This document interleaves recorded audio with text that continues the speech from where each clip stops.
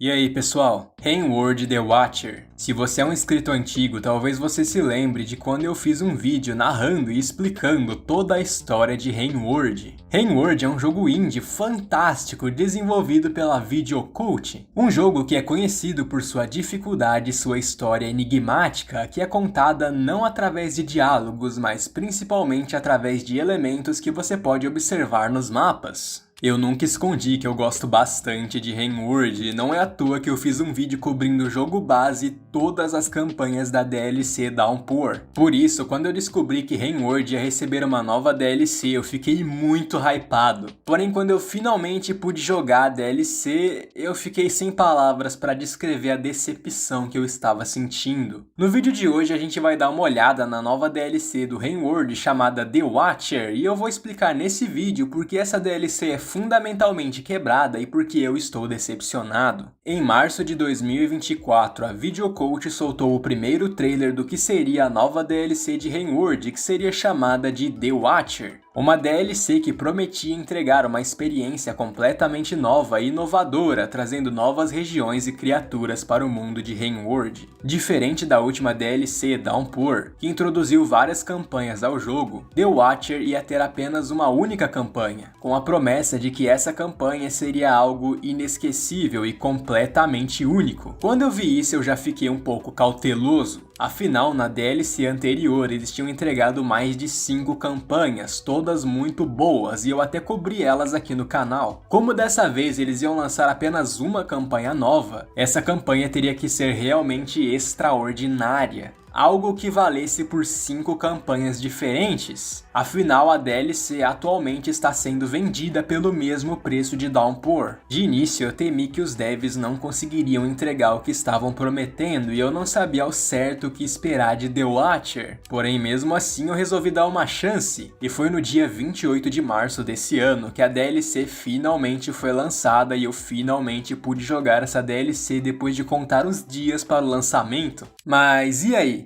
Por acaso essa DLC entregou tudo o que prometeu? Será que isso realmente vale 50 mangos? Por que será que The Watcher está com análises neutras na Steam? Abrindo o jogo pela primeira vez, você já percebe algumas coisas de errado com a DLC. Rainward não tem apenas as campanhas, ele também possui outros modos de jogo, como o modo Safari, o modo Sandbox e o modo Expedição. A primeira coisa que você percebe é que todo o conteúdo da nova DLC está limitado apenas à campanha, o que significa que você não pode testar as novas regiões e personagens no modo Sandbox, o que é no mínimo duvidoso. Aliás, sim, eu zerei todas as campanhas, incluindo a do Watcher. Essa aqui é a campanha nova, e esse personagem aí é o Watcher, ou Vigia em português Brazilian. Assim como a campanha do sobrevivente do jogo base, a campanha do Vigia começa com uma cutscene. Eu vou deixar essa cutscene tocando no vídeo e depois eu vou explicar tudo o que tem de errado com ela. Dá uma olhada.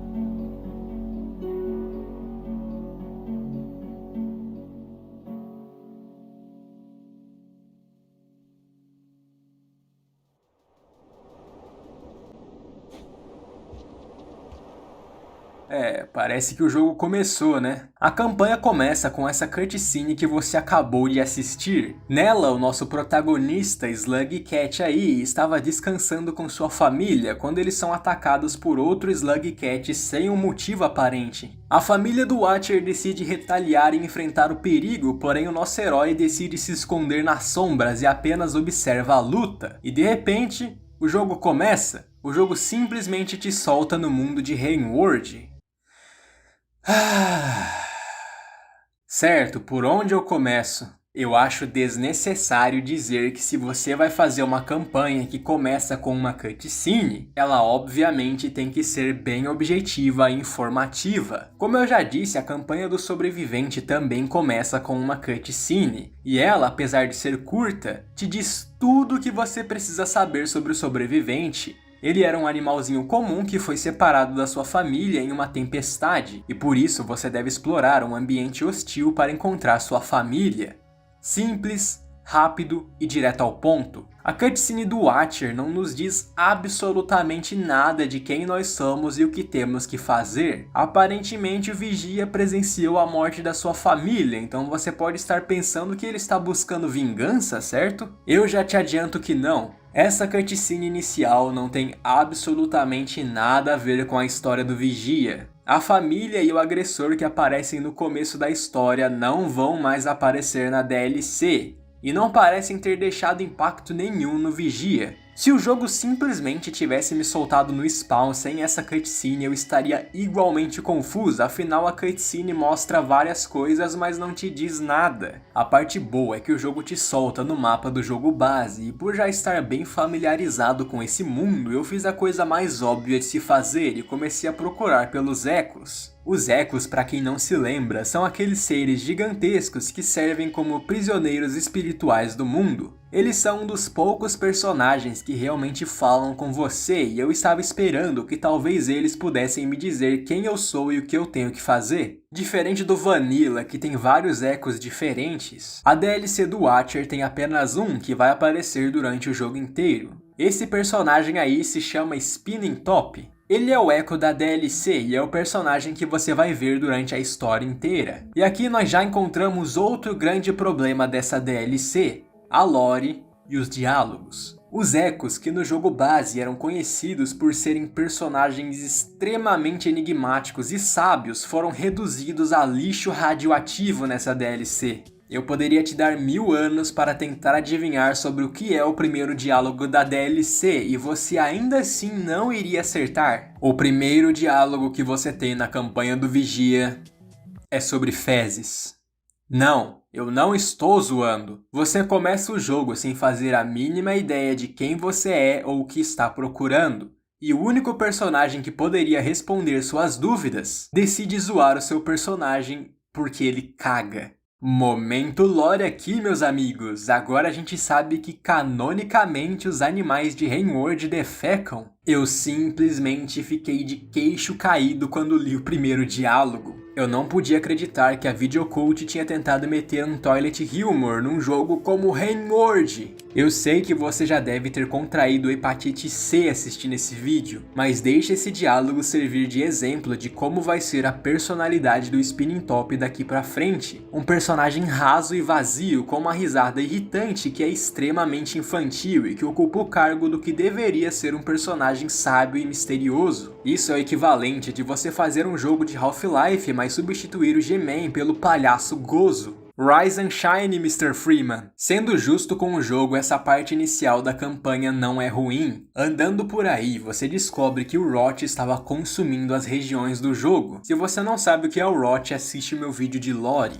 O Rot estava modificando as criaturas e o ambiente, deixando as regiões iniciais muito mais perigosas. Essa é de longe a parte mais divertida e mais interessante da DLC. O problema é que ela não dura nem 2 horas. O que você tem que fazer é encontrar o Spinning Top 3 vezes. Na terceira vez, depois do diálogo, ele vai abrir um portal que vai teletransportar você para uma das novas regiões, começando o loop de gameplay principal da campanha. Olha, eu peço desculpa se eu tô pausando muito e não tô deixando as coisas fluírem. Mas tem tantas coisas erradas com essa DLC que simplesmente não tem como. Diferente do Downpour e do Vanilla, a campanha do Watcher não tem um mundo. Ao invés disso, as regiões novas são divididas por portais. A campanha coloca uma quantidade absurda de conteúdo. São mais de 20 regiões novas que variam bastante nos ambientes. O problema é que apesar do mundo do Watcher ser tecnicamente imenso, ele também é extremamente vazio e superficial. No jogo original, as regiões eram conectadas entre si e você literalmente podia andar de um canto do mapa até o outro. Isso era muito bom para imersão e realmente passava a impressão que você estava em um complexo gigante com vários módulos operando funções diferentes. Aqui eu não consegui sentir isso.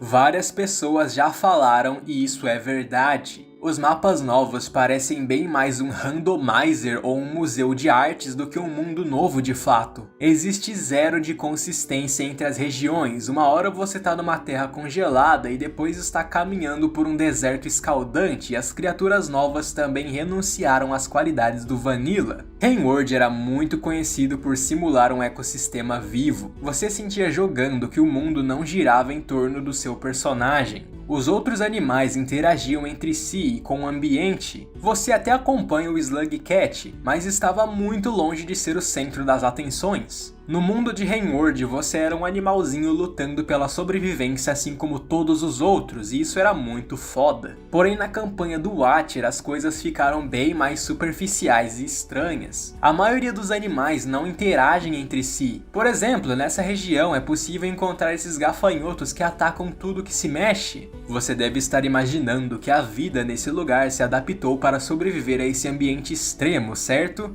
Na verdade não. Pois os gafanhotos ignoram todos os animais e caçam exclusivamente o vigia. E quando se trata de estética e mecânicas, eu acho que eu posso dizer que RimWorld teve um tratamento de Pokémon, se é que você me entende. Quem joga Pokémon sabe que nas últimas gerações os Pokémon pararam de se parecer com animais e começaram a se parecer mais com personagens, e aqui no RimWorld The Watcher aconteceu exatamente a mesma coisa. Quando você olha para as criaturas do jogo base, você consegue entender o papel que elas têm no ecossistema.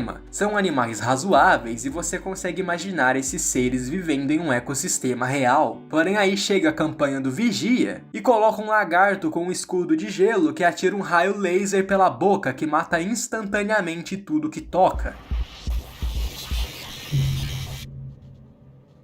Isso não é uma fanfic, isso é um inimigo oficial feito pela Videocult. Que tipo de papel você acha que um boss de Dark Souls tem no ecossistema de RimWorld? Porque eu não consigo imaginar uma porra dessas vivendo na natureza. Os animais novos são muito mal planejados. Você tem um lagarto que pode te dar hit kill do outro lado do mapa, um lagarto que pode parar o tempo e dar um debuff permanente pro seu personagem, e o pior de todos, o Barnacle. Esse Barnacle é um grande dedo do meio para todo mundo que gastou quase 50 mangos com esse jogo. Pense em um inimigo praticamente imortal, que é imune a lanças, que te stuna se você encostar nele e sempre vai bloquear os lugares que você tem que ir. Esse é o tipo de coisa que a Videocult julga ser divertido, pelo visto. Você já deve ter percebido até aqui que a DLC foi extremamente rushada e que os devs não tiveram tempo para testar o próprio jogo. E por causa disso é muito fácil você tomar um soft lock por causa dos animais ou dos elementos do mapa.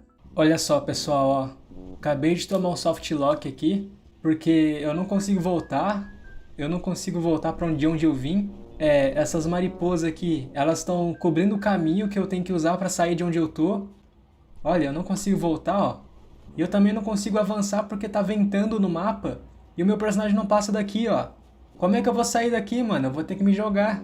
Olha isso, ó. Elas não saem daqui, eu não consigo subir, ó. Eu vou ter que me jogar, mano.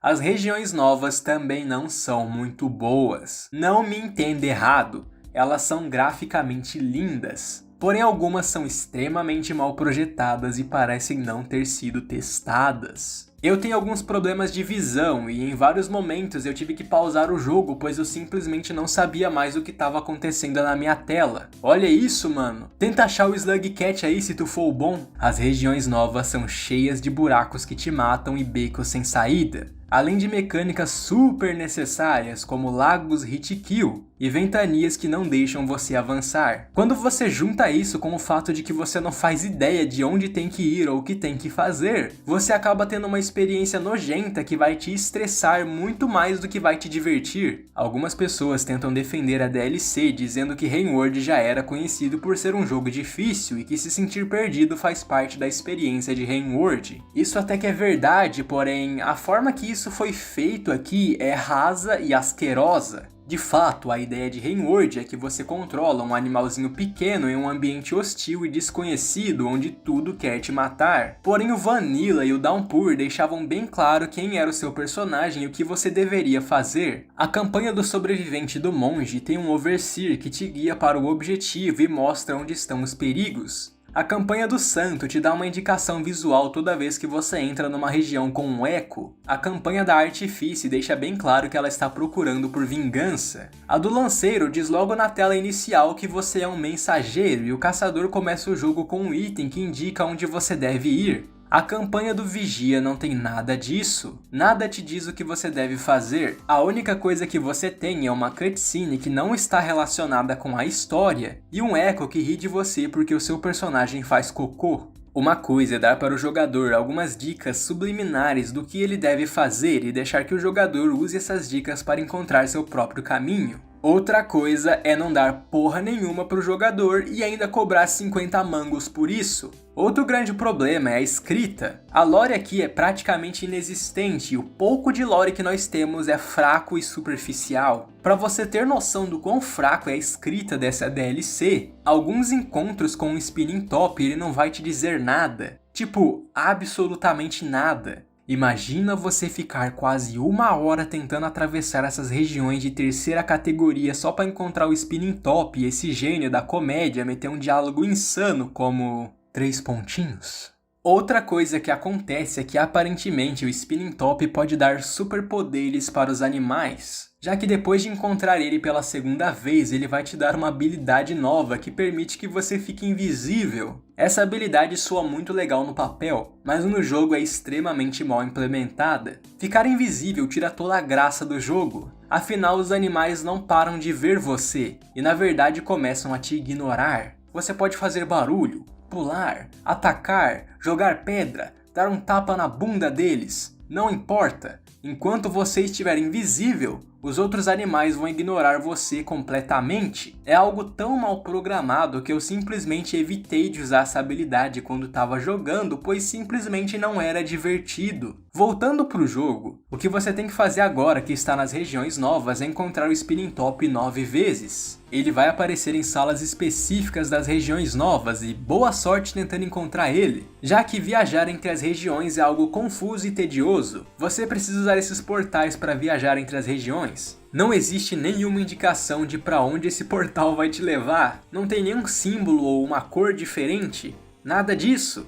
Nem mesmo aparecer no mapa eles aparecem. Encontrar o Spinning Top 9 vezes foi uma tarefa extremamente tediosa pra mim. Nós estamos falando de uma campanha de ficar procurando o Echo. Os caras já tinham feito uma campanha dessas com o Santo. Pra uma campanha que se diz ser inesquecível e única, chega a ser suspeito como essa campanha se parece com a campanha do Santo. Se lembram que eu disse que algumas pessoas defendem a dificuldade injusta da DLC dizendo que Rainworld sempre foi difícil? Isso é verdade. Rainworld sempre foi conhecido por ser um jogo difícil, porém aqui as coisas são bem mais injustas do que desafiadoras. Não é difícil porque você tem que ter estratégia, precisão e planejamento. É difícil porque o jogo mete um tanque de guerra com um raio laser na sua fuça, tudo isso enquanto você nem sabe pra onde tem que ir. O Getting Over It, que também é um jogo muito difícil, era desafiador porque escalar a montanha era difícil. Não porque você tinha 9 montanhas diferentes e tinha que descobrir qual delas você tinha que escalar. Depois de encontrar o Echo 9 vezes, nós vamos para a região final do jogo, onde o Spinning Top decide fazer um infodump em cima de você e começa a te contar a história que a DLC falhou em te mostrar até agora. Agora vai ter spoiler, então vai para esse momento aqui se você ainda pretende jogar a DLC. Pra quem não sabe, no mundo de Rainworld os seres são imortais. Por isso que quando você morre no jogo, você volta. E há muito tempo existia uma sociedade que era chamada de Antigos. E os Antigos queriam encontrar uma forma de morrer e não voltar mais. Esse ato era conhecido como transcender. O Spinning Top revela para você no final do jogo que ele era na verdade uma criança que foi forçada a transcender. E como ele não queria transcender, ele acabou se transformando num Echo.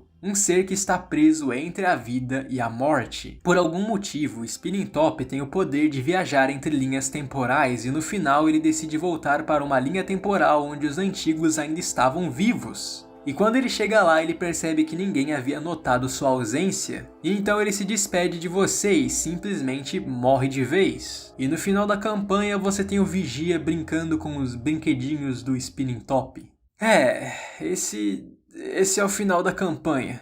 Poxa vida! Um personagem que não quer transcender. Onde foi que eu já vi isso mesmo? Será que foi na campanha do Guloso? Ou será que foi com literalmente todos os outros ecos desse jogo? Eu não vou mentir, poder ver os antigos quando eles ainda estavam vivos foi bem legal, mas isso não muda o fato de que esse final é uma porcaria. A história do Spinning Top acabou, mas e eu, porra? Os finais da DLC simplesmente não mostram qual o destino do seu personagem. Toda a jornada que você teve não serviu nem pra você saber o que vai acontecer com o Vigia no final. Essa foi uma campanha tão rasa e sem sentido que me deixou em dúvida em qual foi o impacto do Vigia no mundo de Rainward. Se o Vigia nunca tivesse existido, absolutamente nada ia mudar. Em nenhum momento da história o Watcher faz algo importante. Tudo que você faz é ficar procurando por um NPC que segue sua própria história independente das suas ações. Novamente, algumas pessoas tentam defender isso dizendo que esse é o ponto da campanha do Watcher, dizendo que o objetivo é fazer você jogar com alguém que não é importante e que apenas observa a história acontecer. Não,